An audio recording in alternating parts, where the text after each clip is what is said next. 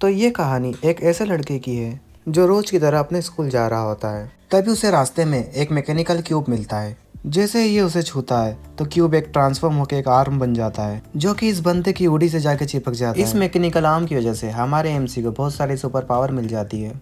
तो चलिए आगे देखते हैं क्या होने वाला है। कहानी की शुरुआत में हम हमारे मेन कैरेक्टर एकारू को देखते हैं जो रात में साइकिलिंग कर रहा होता है और उसके सामने एक बहुत बड़ा हेडक्वार्टर होता है और उसी के अंदर हमें एक लड़की दिखाई जाती है जिसका नाम आकी होता है और वो वहाँ पर कुछ चोरी करने आई होती है। जैसे ही आकी वो चीज चुरा लेती है वो वहाँ से भागना चालू कर देती है और यहाँ के सारे लोग उस पर हमला कर देते हैं और आकी उन सभी से बचने की काफ़ी कोशिश करती है, लेकिन ये लोग आखिरकार इसे पकड़ ही लेते हैं। तभी यहाँ पर एक बंदा आता है और कहता है तुम्हें क्या लगा था यहाँ से चोरी करके आराम से निकल लोगी।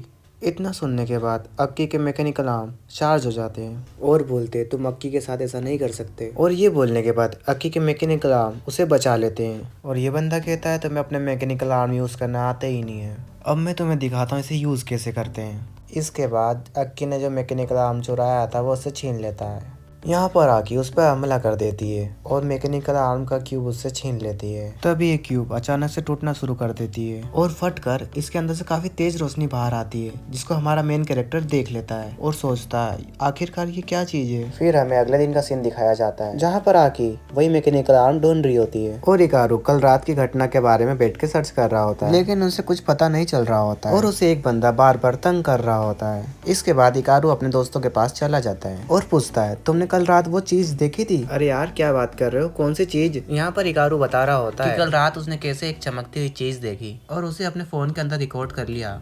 जब इकारू दोबारा वीडियो देखता है तो उसको उसमें कुछ भी नहीं दिखता है। इसके बाद सारे दोस्त उसका मजाक उड़ाने लग जाते हैं और बोलते हैं तूने कल रात ज्यादा पी ली थी क्या।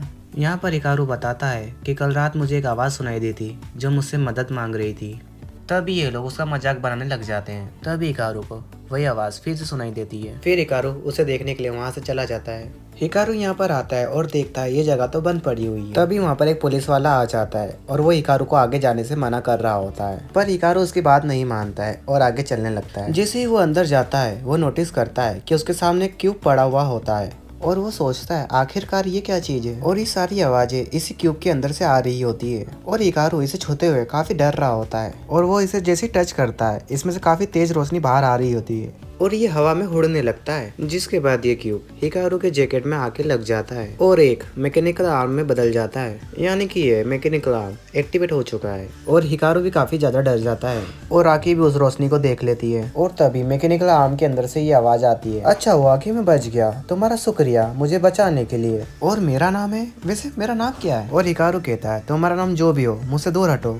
तभी अचानक से वहाँ पर एक ड्रोन आ जाता है जो कि हिकारू को स्कैन करने लग जाता है और उसे हिकारू के बारे में कोई भी डाटा नहीं मिलता है, तो वो उसके ऊपर हमला करने लग जाता है। इसे देखते ही हिकारू बहुत तेजी से भागने लगता है और बोलता है ये क्या चीज मिल गई मुझे, आज तो मैं जिंदा नहीं बचने वाला। और यहाँ पर हिकारू उस मैकेनिकल आर्म को अपने से दूर करने की पूरी कोशिश कर रहा होता है, पर ये उसकी बॉडी से चिपका हुआ होता है। जैसे हिकारू अपनी बॉडी को उतारता है ये मैकेनिकल आर्म उसकी पेंट पे चिपक जाता है और हिकारू इसे हटाने के चक्कर में अपनी पेंट भी उतार देता है। और इसके बाद हम देखते हैं ड्रोन फिर से हिकारू के ऊपर आ जाता है और हिकारू के ऊपर बहुत सारे अटैक करने लगता है। जैसे हिकारू उस मैकेनिकल आर्म को उस ड्रोन के सामने करता है तो वो ड्रोन डिस्ट्रॉय हो जाता है। ये सारी चीजें देखने के बाद हिकारू बोलता है तुम क्या चीज हो भाई। और इसके बाद हमें एक हेडक्वार्टर का सीन बताया जाता है जहाँ पर एक लड़की बता रही होती है कि हमें वो मैकेनिकल आर्म मिल चुका है और वो एक छोटे से बच्चे के पास है। और हमें यहाँ पर एक बंदा दिखाया जाता है जो बोलता है मैं नहीं जानता तुम क्या करोगे, मुझे बस वो चाहिए। उसके बाद ये सारी आसपास की जगहों को सील कर देते हैं जहाँ पर मैकेनिकल आर्म मिला होता है। इसके बाद हम फिर से हिकारू को देखते हैं जो कि अपने मैकेनिकल आर्म के साथ बैठा हुआ होता है और यहाँ पर मैकेनिकल आर्म उसे धन्यवाद कहता है क्योंकि उसने उसकी जान बचाई थी, पर हिकारू इससे काफी ज्यादा परेशान हो जाता है और वो इसे छोड़ के जाने लगता है। तभी मैकेनिकल आर्म हिकारू से कहता है कि मुझे छोड़ के यहाँ पर मत जाओ, क्या तुम्हें तुम्हारी उड़ी नहीं चाहिए। हिकारू से मना कर देता है और बोलता है तुम ही रख लो।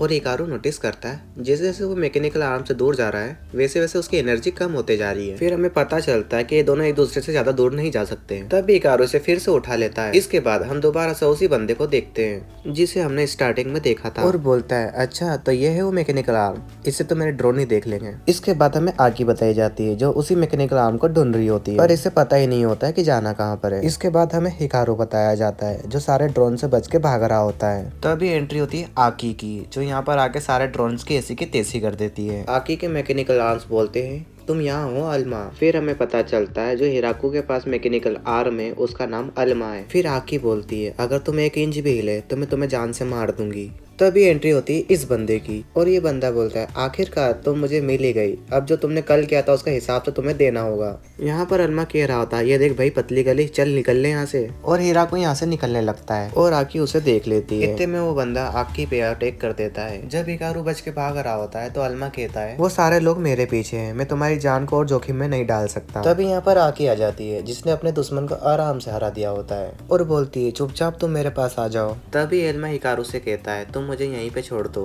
फिर हिराकू कहता है तुम सारे डिसीजन खुद नहीं ले सकते हो, मैं तुम्हें यहाँ छोड़ दूंगा तो पता नहीं ये लोग तुम्हारे साथ क्या करेंगे। अल्मा कहता है ठीक है फिर तुम मुझ पे भरोसा रखो। तभी हिराकू इस लड़की पे जोरदार पंच मारता है जिससे इसकी हालत ही खराब हो जाती है। फिर हिराकू वहाँ से भाग जाता है और भागते हुए कहता है उसने तुम्हें एल्मा कहा था, इसका मतलब तुम्हारा नाम एल्मा है। फिर सीन चेंज होता है और हमें हेडक्वार्टर के अंदर एक लड़का बताया जाता है और वो लड़का बोलता है वो मैकेनिकल आर्म मेरा था, उसे कोई कैसे चुरा सकता है और वो मुझे किसी भी कीमत पे वापस चाहिए। इसी के साथ एपिसोड 1 कंप्लीट हो जाता है।